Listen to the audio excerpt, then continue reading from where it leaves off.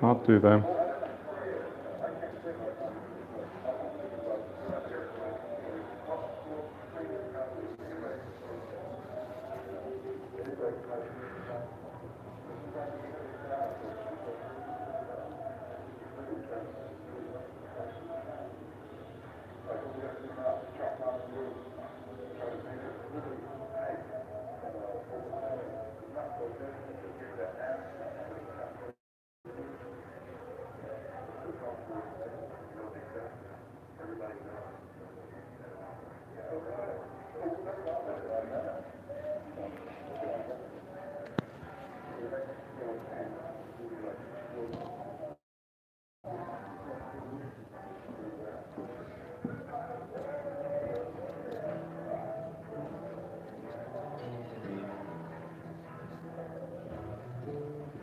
So this is his flat.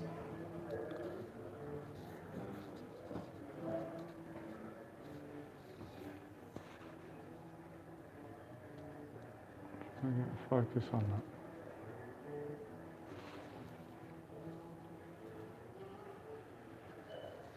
So that's Jimi Hendrix Fender Stratocaster Limited 2015.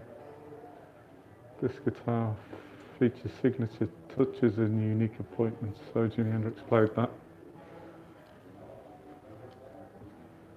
Hello.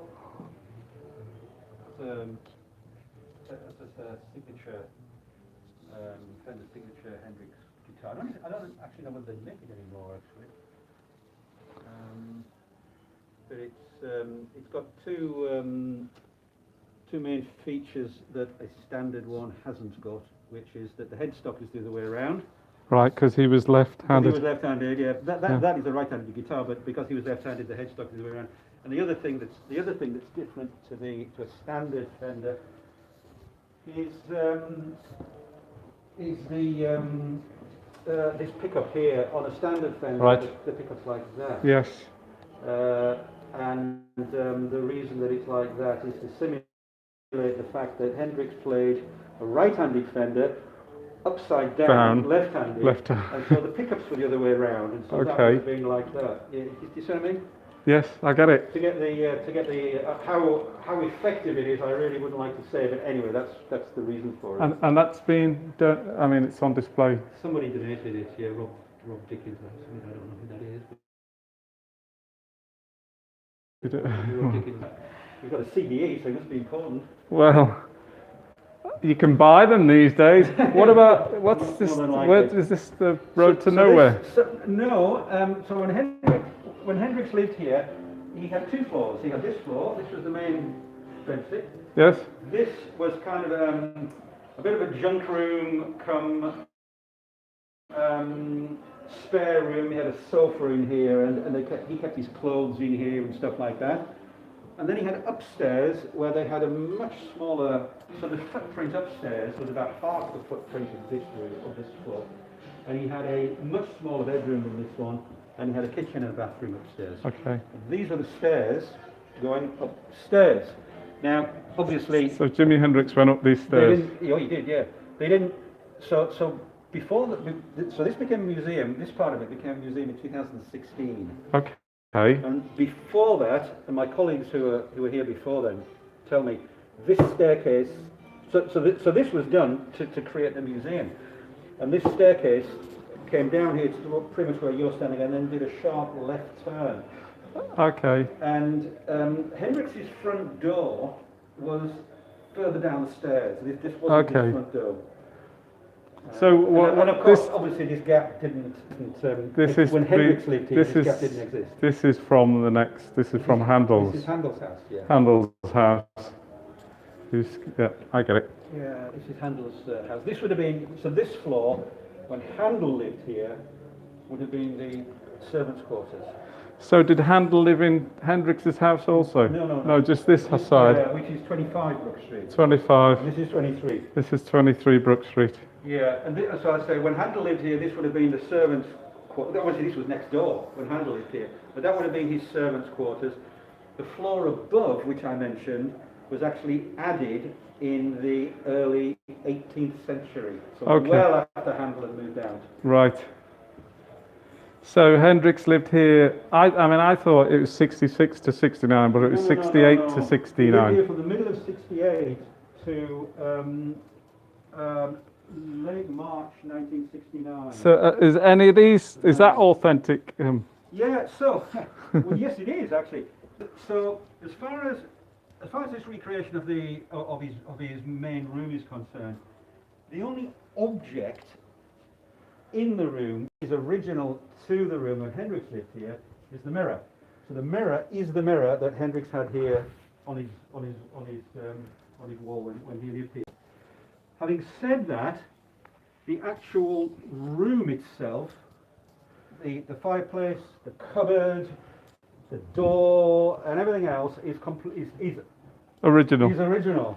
Yeah, I mean, you couldn't change things like that, I suppose. Well, you could Well, change the door, but this. It hasn't. Well, and I suppose the main point is it hasn't changed down the years. Yes. Because after Hendrix moved out, I don't know where exactly when this stopped being a flat.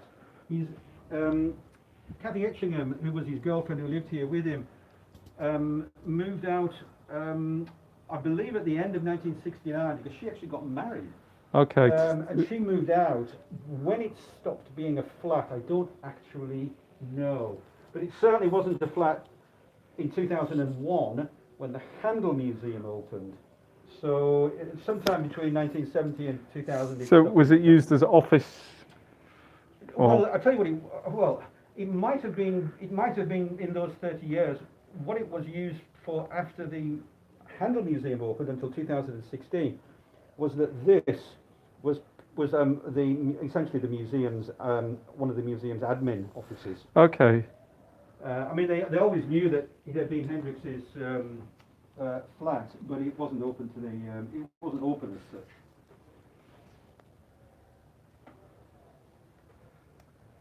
You're a fan, are you? Well, I'm actually a fan of a fan. Oh, right. That fan being Prince. Oh, Prince, yeah. So, yeah. So I run a Prince channel. Oh, really? So I'm actually I'm streaming this to my channel as we speak. Oh, right. Obviously, Prince was quite heavily influenced by Jimi Hendrix. He was. And there's a lot of similarities in a lot of things they did. Yeah. Although Prince got to live a little bit longer than Jimmy did. Yeah. What do you know about this legendary kind of 27 Club business? Well, in what respect? I mean, I could name you 5 or 6 people who remembers, but it's all tragic. Died at 27. Mistakes. I mean, well, Hendrix was just going through them. Hendrix was just a very unfortunate accident. His then girlfriend, a lady called Monica Danneman, gave him too many sleeping pills, and they were quite strong, and he just took too many. I mean, that's the top and bottom of it. There are lots of conspiracy theories about Hendrix's death. Well, we have the same with Prince. About his manager's life insurance and stuff like that. Oh, really? But, and he was murdered, blah, blah, all of that kind of stuff. But unfortunately, I think the boring truth is that it was just a complete cock-up on behalf of a girlfriend who wasn't the sharpest tool in the box. And she thought, as opposed to Kathy Etchingham, who lived here with him, Kathy Etchingham was from somewhere up north. I can't exactly remember where, but she was very down to earth, wasn't starstruck, and was an ideal person for him to live with. Monica Danneman, on the other hand, regarded Hendrix as a she was really a hippy-dippy kind of person, and right. She regarded Hendrix as kind of a prophet. Okay, and well, she just wasn't. As opposed to being a prophet to his record company and killing them off early. Exactly. So that was Hendrix. Jim Morrison, who was a member of the 27 Club, just drank himself to death. Basically. Right. I mean, he started off fantastically well, and then completely destroyed his looks and his body and everything just through boozing. Janis Joplin was a very similar kind of person. Amy Winehouse was a very similar kind of person as well. Yeah. Just got into bad company. Do you think that's what it is? But just you have this talent and it attracts the wrong kind of I tell you what it is. I think it's a mixture of pressure, bad management, Hendrix was badly managed, and he was Yes. put on a I think in Hendrix's case, he was put on a treadmill to perform, and I think he was suffering from quite severe burnout. What Yeah. he really needed, which I mean, today, someone like him would be, they'd say, well, just take 6 months off, or just Yeah, rest for a have a while. break. But then they were just on a treadmill of touring record, and I think he just got burnt out and wasn't looking after himself either. He had the backlash of playing the national anthem at Woodstock, didn't he? I think that was one the of... Star Spangled Banner. That was it. Yeah, well, he had played it before. I mean, it wasn't the only place he played it, but yeah, I mean, although Hendrix wasn't political at all, No. really. I mean, he'd been in the American military, if anything. Yes. I don't really have any... He was a patriot. Yeah, exactly. I don't have a huge body of evidence to back this up, but if anything, he's slightly right of centre.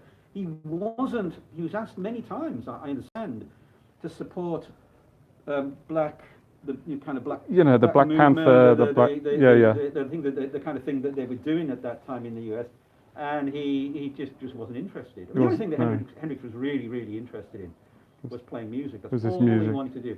He wasn't particularly materialistic.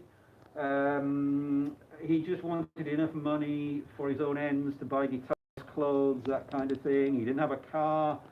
I mean, he lived here. One of the things that people say when they come in is how small it is, which it is, but he lived because it was home. Well, yeah, that size isn't everything. No, no, and he loved it because it was homely for him. All his friends could come and visit him. I mean, he really enjoyed being here. So yeah, the 27 Club is... Is it a myth, do you think? Well, it's not a myth. I mean, those folks definitely died when they were 27. Well, exactly, yeah. In terms of... whether it's deliberate. Some kind of jinx. And the world was a different place then. You've got your Hendrix and your Morrison and your Joplin and your Brian Jones as well. The world was a different place, and I think it was a mixture of bad management. Certainly in the case of someone like Brian Jones, too much time and too much money. Yes. Basically, and not enough to do. Yes. Jim Morrison just went badly off the rails. I think he was an alcoholic to begin with. Yes. As time went on, even there's some of the early Doors stuff. I think is brilliant. But, Yeah. Well, I do like the live stuff from the Doors. The Alabama. Yeah. The Alabama song. Yeah, I like yeah. that. Yeah. I mean, he was quite a poet in his own way. A little bit pretentious, perhaps, Yeah. but a lot of it was very good. They were quite unique. I was listening to some of them just the other night, actually, and they were quite unique. But I do like Prince as well.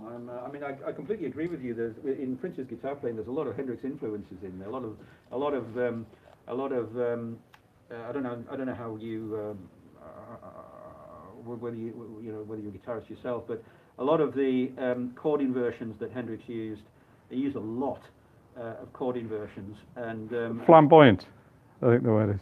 Well, what I mean is instead of having the if you're playing an A chord, for example, instead of having the A as the bass in the A chord, which is the second string down. I'm actually left-handed. The only thing I have in common with Hendrix is that I am left-handed. Okay. I play the guitar left-handed. That is where the resemblance stops. If you're playing an A chord with an A in the bass, which is the second string down, if you're playing left-handed like me, actually if you're playing right-handed as well, come to think of it.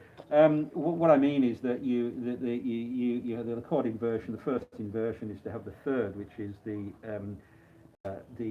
C sharp in the bass, and then you can do little runs up and down the A chord, Okay. which Hendrix did a lot, and which Prince does a lot. I mean, for example, in Purple Rain, there's lots of little runs like that. Whether Hendrix invented them or not, I really wouldn't like to say. He probably didn't. But like all guitarists, he stole them from all sorts of places and put them together into his own style. Yes. Well, Prince did play Hendrix occasionally. If you remember Prince from the Super Bowl, he slipped into Hendrix. Yeah.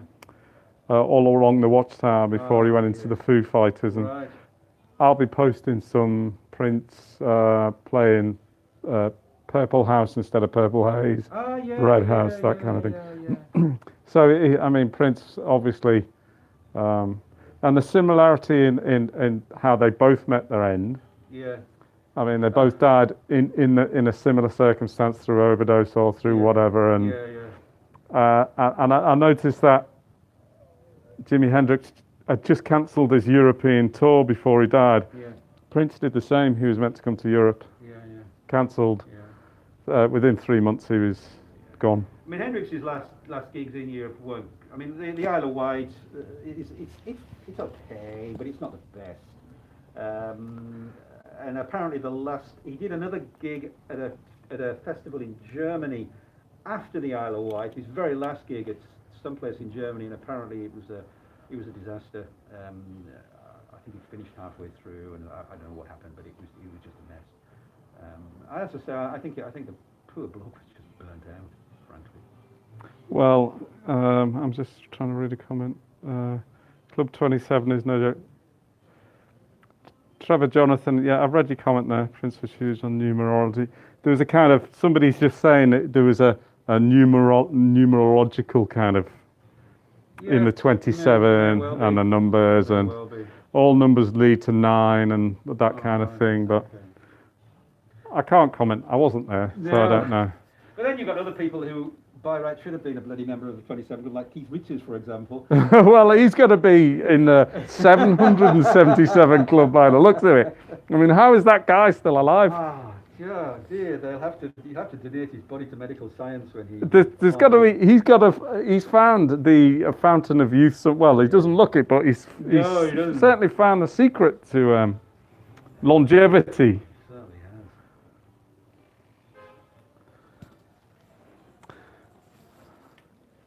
So it's interesting. I mean, the 60s. So, and do you play Hendrix yourself? Do you? Oh, only for my own amusement. Yeah. I'm a bit of a Hendrix student. Okay. Is that how you got your role here to be? Well, I'm a volunteer. Yeah, I'm a volunteer. I mean, I think so. I do this once a week. I mean, to do this, obviously, you've got to have a passion either for Handel or for Hendrix. Yes. And in my case, it's for Hendrix. Well, I've learned quite a lot about Handel as well while I've been here. But yeah, I mean, I just think Hendrix is, was the man. Was the greatest guitarist. But well, it's not but. I think it's and. I think the number of reasons why Hendrix was so great. A, it's sheer natural talent. Okay, but there are two other big reasons why he was such a fabulous guitarist. One is that he had in the early '60s. A fantastic musical education on the road. Okay. Yes. He played with Little Richard, he plays with the Isley Brothers, he played with Solomon Burke, he played with some great names. Some serious blues. Yeah. I think he was part of Otis Redding, not Booker T and the MGs, but he played with Otis Redding at various points.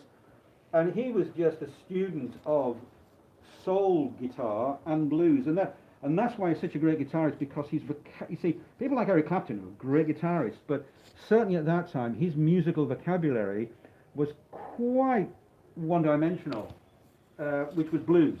That's what they did.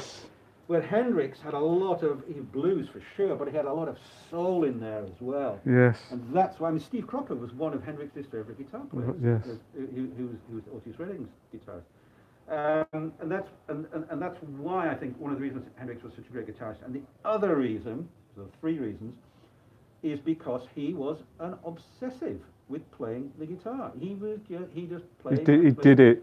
Yeah.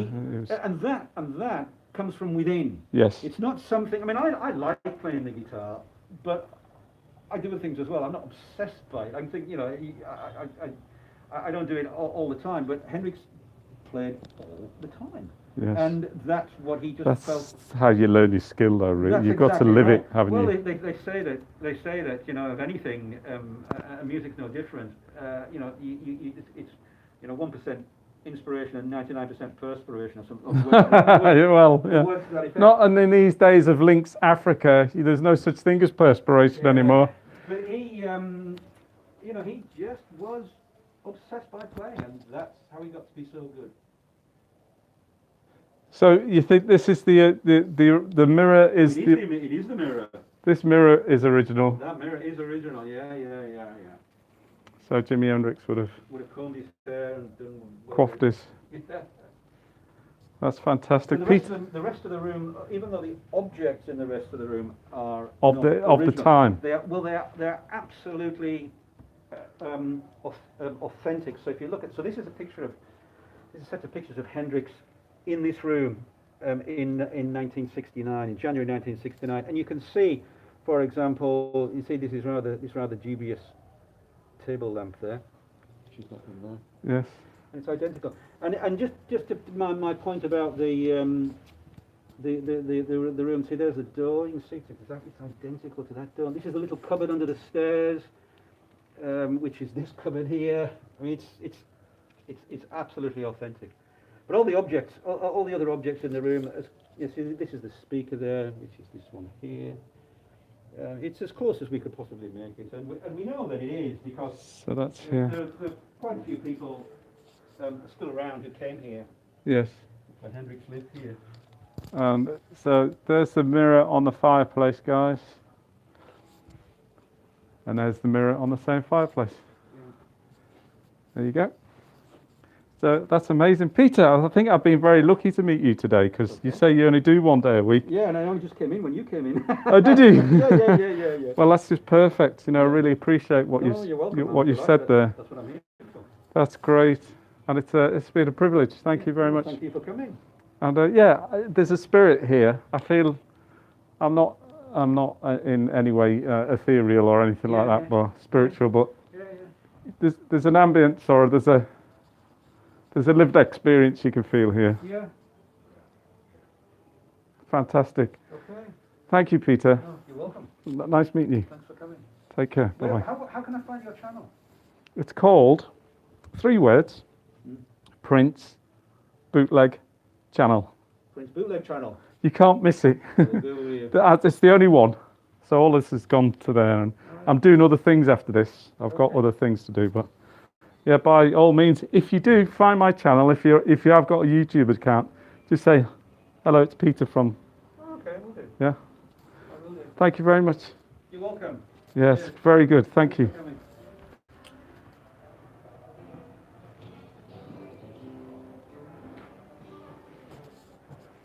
Wow, that was great. So, for all the albums, I mean, for somebody, I do like looking out the windows.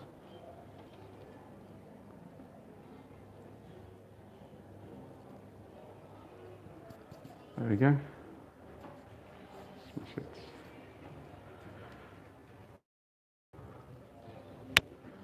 We've got a velvet jacket, and I put on a velvet jacket today. You see, purple velvet. Actually, so 1967 red velvet from Hung On You, King Street. Jimmy wore this jacket on 15th of January 1967 for a gig at the Kirk in Yarm, North Yorkshire. The jacket is the accompanying guitar strings are rare memorabilia from the early stages of Hendrix's career in Britain. So there's an original Jimi Hendrix jacket there, and there's an original jacket of mine. If you want it, I'll send it to you. That's great. Really enjoyed that. Nice little. Just one more look at the Fender Stratocaster if you didn't see it earlier. Limited edition. That's something Jimmy played. This is the original staircase.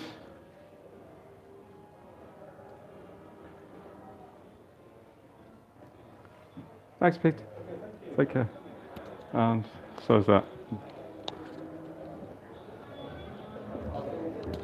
Well, there we go. Exit this way. I've been around there. If you want to watch anything in relation to this, just once this is posted, you'll be able to review it. This has been supported by the lottery. So I'm glad I do the lottery because it pays for places like this to exist, I suppose. The rest of this place is dedicated to Handel, the musician. Obviously, a very different era to Prince. Hello. You're right. This is obviously Handel's bedroom. Hello, how are you? I'm very well. I've actually come for the Jimi Hendrix experience. And that must have been the ghost of Handel just closing it. It's me. I've shut the door to show somebody a picture behind there, and I can't get that wedge to stay in place now. I'll try again. Yes, don't worry about that. Don't worry about it. Hello.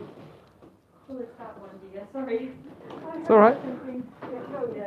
It's It's just, this is a different thing altogether, isn't it? Oh, this is the shop. So the gift shop is here.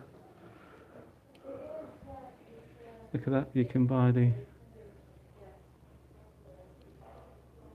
Jimi pedal. Albums, T-shirts. Jimi Hendrix. I'm not going to buy anything today. You can buy this stuff online. So that's one way only. Everything's one way.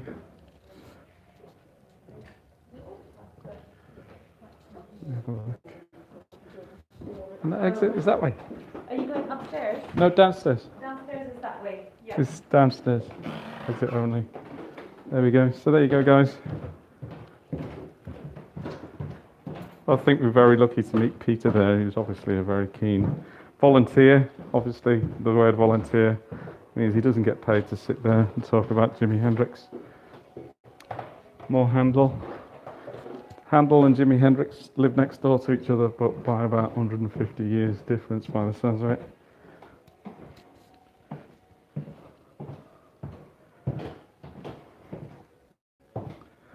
That's me. Thank you very much. Take care. There you go. I'm going on to my next venue now. I'm going to do a posting for prints from the Emporium nightclub in Kingsley Street. I'll just get a shot of the blue plaque. This is the outside of the flat that we were in. There's a blue plaque there.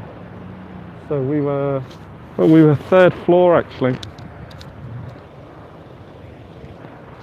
So third floor, we were on the top floor, weren't we? So Jimi Hendrix was on the top floor. So there you go, guys. That's the end of the stream today from Jimi Hendrix's house. Hope you enjoyed it. Hope those who get to watch it post, please leave a comment. And I'm off to Kingsley Street. There's going to be a posting of prints in about 20 minutes. But I hope you'll enjoy. All right, so take care. There we go. We'll finish on that, Jimi Hendrix. Thank you, Funketeer.